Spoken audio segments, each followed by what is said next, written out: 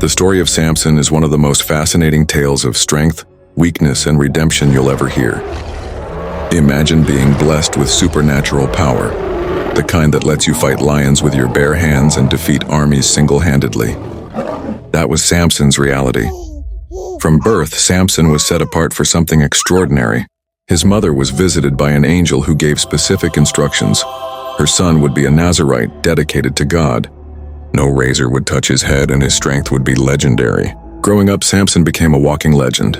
He could tear apart lions like they were paper dolls, and his feats of strength struck fear into the hearts of Israel's enemies, the Philistines.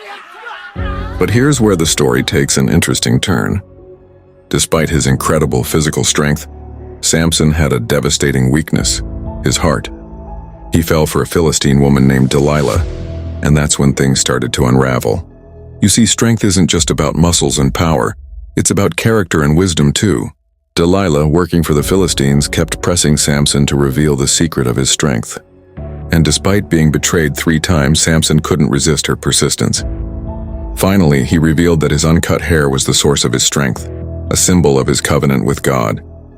While he slept, Delilah had his hair cut, and just like that, his strength vanished. The Philistines captured him, gouged out his eyes, and made him a slave grinding grain in prison. Can you imagine the mighty Samson reduced to a blind prisoner, mocked by his enemies? But this isn't where the story ends. In that dark prison, something remarkable happened. As Samson's hair began to grow back, so did his relationship with God. He realized that true strength comes from above, not from himself. During a great festival, the Philistines brought him out to entertain them. They didn't realize they were witnessing Samson's finest hour. Standing between 2 main pillars of the temple, Samson prayed one last time. He asked God for strength, not for revenge, but to fulfill his purpose one final time.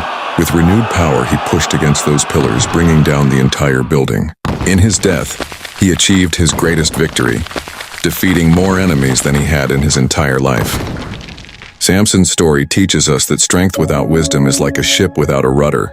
It reminds us that our greatest weaknesses often lie not in our physical limitations, but in our character. And most importantly, it shows us that redemption is possible even after our biggest failures. Sometimes our greatest victories come after our darkest moments, when we finally understand what true strength really means. Our strengths come from God. Use them for His glory. In times of weakness, put your trust in Him to help you overcome.